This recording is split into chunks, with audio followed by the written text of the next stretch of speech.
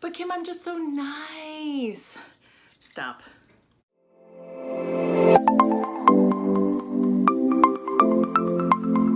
What's up, gang? Kim York here. You know, I never actually addressed the whole name change thing. So I've been married for 3.5 years now, and I had changed my name really shortly after I had gotten married.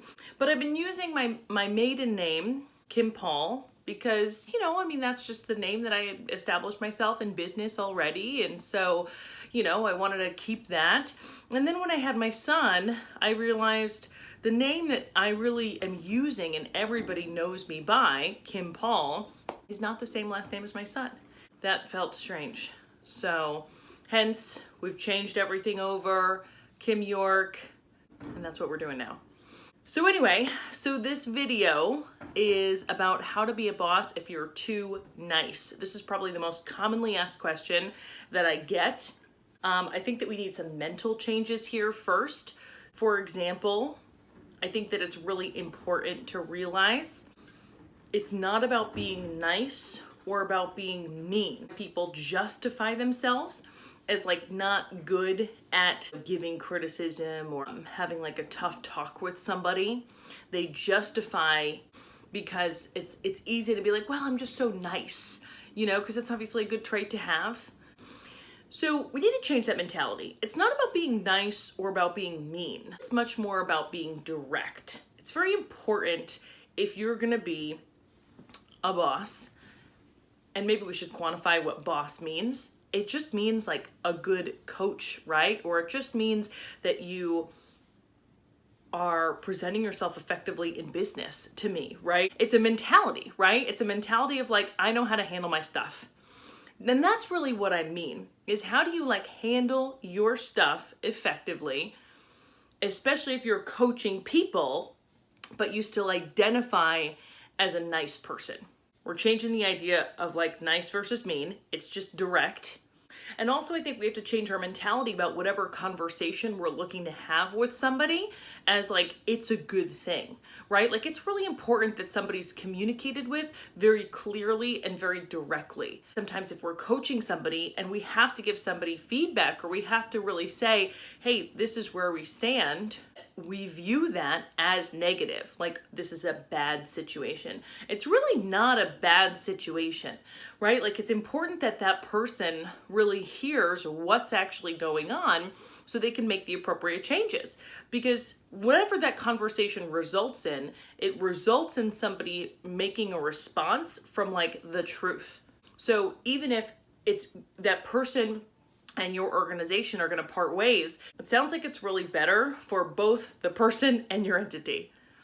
Even if that person is going to, you know, need to really digest that information, and they're not going to like it at first, it sounds like it's really better for that person to hear. Like the worst thing to me is when if you're coaching somebody or you're mentoring somebody, you're like, shoot, I don't know. We're kind of at like a standstill. I don't really know how to help them, right? That's bad. But if you're like, I'm sitting on some information, I just feel bad about telling them, no, this is great. Let's get excited about the information. Let's deliver it so we can move forward. Again, changing our mentality about the situation.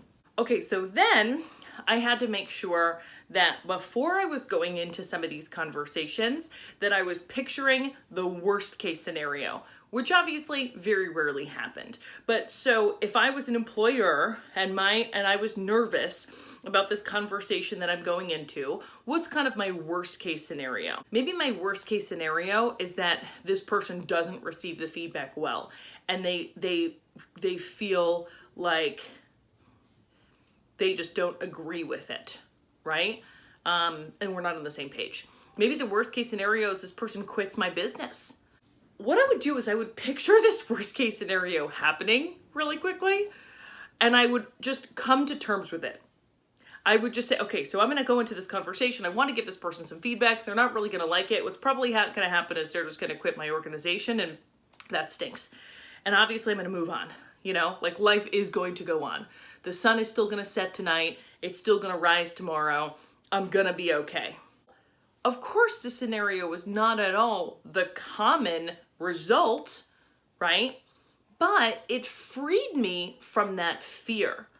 Like, I was not being direct with people because I was going into these conversations afraid of this worst case scenario, and it would run how I was having the conversation.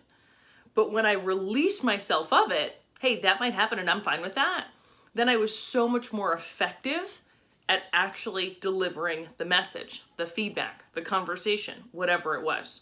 So I recommend doing that before going into that as well. And then practically, right, so a lot of the stuff we've been talking about is kind of how to think about this mentally a little bit differently, what to do right beforehand as you're actually in execution. Since we've kind of quantified this as not really nice or mean, just direct, my best advice would be to use as few words as possible. To communicate directly, you really want to like keep it very short and simple. So if you think about how to use fewer words, you're probably going to communicate much more directly. If you have a tendency to be wordy, you're probably going to kind of muddy things up a little bit. And a lot of us have a tendency to be wordy. I do too. I totally understand that. But when I'm quick, the message is so much more clear. Look at how long it takes you sometimes to deliver a message. Sometimes I bet you it's longer than you think. And this goes into like this whole idea of being too nice. You're skirting around the issue. You're sandwiching it in between a bunch of other stuff that makes you feel good. And if you communicate more directly, i.e. using less words, it is more clear. So couple of things to think about related to mentality, related to the way to think about going into a conversation, execution. But like I said, this is like the most common question that I get asked, I think.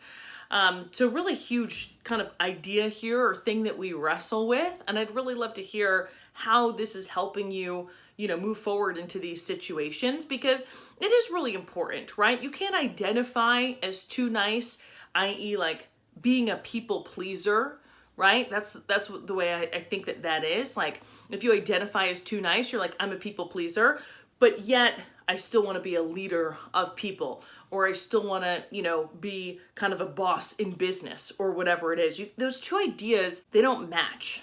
I hope that's helpful. Let me know. Comment below. Excited to see you guys here. We'll see you guys next week for some more thoughts.